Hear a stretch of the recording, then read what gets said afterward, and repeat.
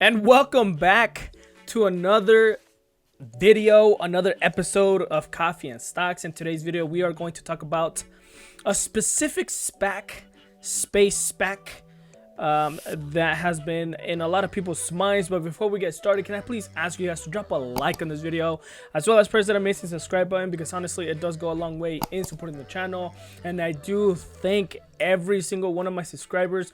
We have reached the 1,000 subscriber mark. I do thank every single one of you guys. I know 2020 has been crazy, but 2021 is going to be better for us. And keep on subscribing, keep on liking the videos. I am doing this for you guys.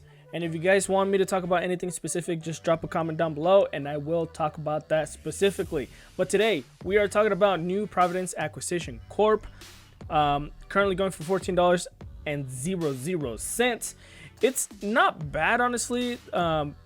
It did open up today around $14.71, and then it had this huge drop, just like a lot of SPACs today. But it did go down all the way down to $13.96. It's not too bad, but we are going to talk a little bit more of this company because it is merging with someone else.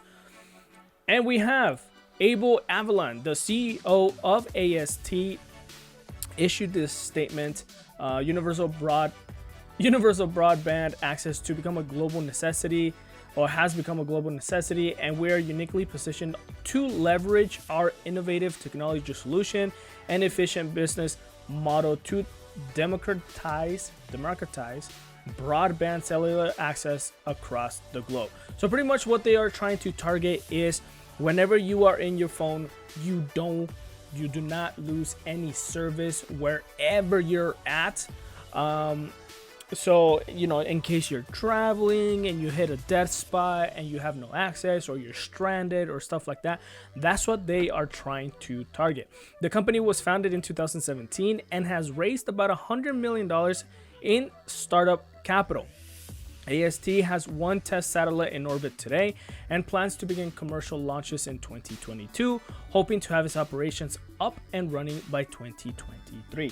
Now, I do want to say something in particular, just in case you guys didn't catch that. They are trying to start commercial launches in 2022, so they're fully operational by 2023. That means they have zero revenue coming in, and they will have zero revenue until 2023.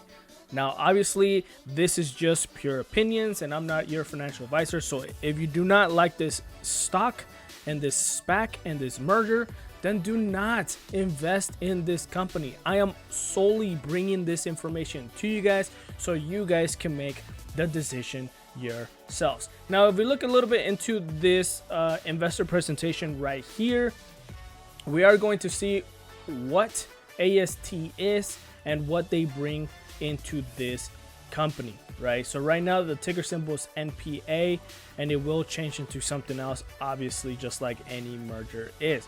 So global mobility market, right now they have $1 trillion global mobile wireless service market. So they are trying to target that market right there. 5 billion mobile phones moving in and out of coverage. So that's what they are trying to target right there. 51% global population without mobile broadband. So they are also trying to target that 51%.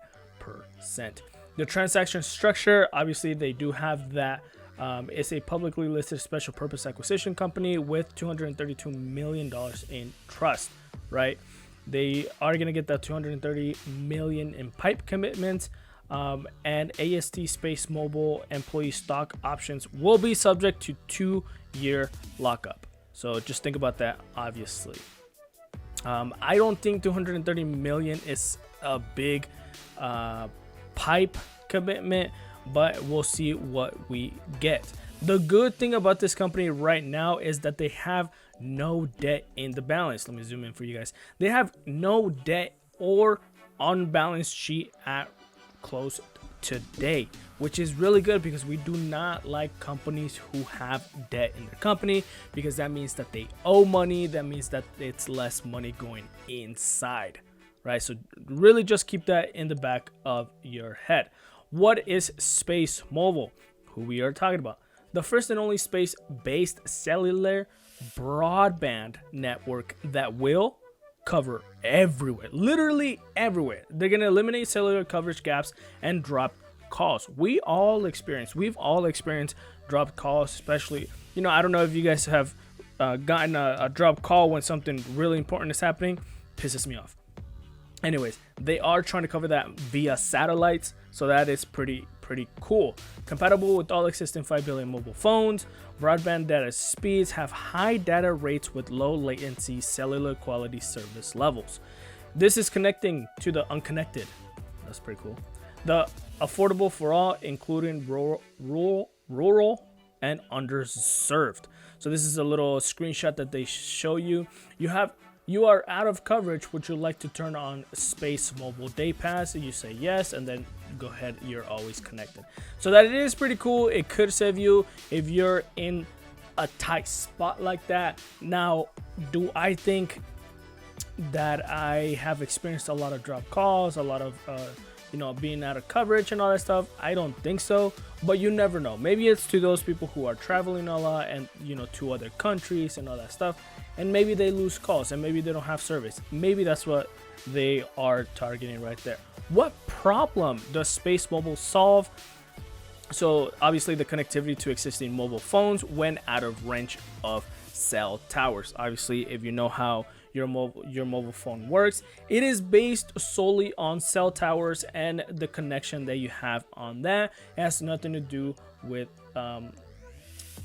satellites right now, but that's what they are trying to do. They have strategic investors at hand and customers at hand as well, including AT&T, Samsung Nets. So that is pretty cool in my point. I'm not gonna get too into detail into this. I will tell you guys that there's tons and tons and tons of people that are super connected to their phone. So I'm pretty sure if you're always on your phone, if you depend on your phone, you would definitely be interested in something like this, because you're always gonna have 100% secured that you're connected, and you're never gonna run out of coverage. So that is pretty interesting to see. Now, as we get a little bit lower right here, this is like that satellite that they're currently using right now. They have the ultra powerful satellites leveraging proven technologies. So they do have that patented seamless, which is automatic roaming from land networks to space and everywhere, pretty much 4G, 5G speeds on land, at sea, and in flight. So you're gonna always be pretty much connected. So right here, this satellites at 700 kilometers altitude offer low latency and attractive look angles. So I mean, that is pretty cool. They only have one up there now. I don't know if it's gonna get in the way of other satellites that are up there, government satellites, etc, etc, etc. So definitely keep that in mind, because a lot of things could change from here to 2022. So we're gonna move a little bit lower. They do have executive commercial agreements with these two companies, which is pretty cool. I mean, AT&T is huge, right? So that is interesting to see. I do want to push down a little bit lower down here on their revenue. And as you can see right here, 2021 and 2022, they have zero total revenue. That is scary. That is scary because there's no revenue coming in, and for two years, right? Then all of a sudden in 2023, if everything goes perfect and according to plan, they will get $181 million. Now, $181 million isn't a lot of money, but then they're gonna jump to $1 trillion, which is a huge increase of money. Now, I don't know about you guys. I am just telling you, this is purely my opinion. Obviously, I'm not a financial advisor. I'm not your financial advisor, so please do not take my words as advice. Go and contact your financial advisor and tell them about this stock if you like it or not. But me personally, $14 is very interesting, right? I love stocks that are pretty cheap, and we love stocks that are cheap and are going to skyrocket. But as you see right here, look at this huge increase of 30%. 30%. SPACs, including mergers, they have a lot of hype to them. Now, if they have a lot of hype to them, they tend to crash down. Now, I just want to tell you guys, this is not okay with me, right? I will, and I do expect this to crash a little bit down and have a little bit of correction, maybe to $12 or $11. So I personally would tell you to wait, right? Keep this in your watch list. Don't invest in this yet, because point number one, they have no revenue coming in as of yet until 2023. They have a lot of hype right now because it's a SPAC and it's a merger, right? So it's definitely going to crash down again. So I'm going to wait. I'm definitely going to keep my tabs on this company, and I'm definitely going to see how far they go, especially going into next year or 2022. And if they're doing things right, and the more presentations come out from this company, and they are, they keep targeting that revenue price or that revenue income coming in, then I'll jump in. But as of right now, I'm okay with just leaving this out of my portfolio.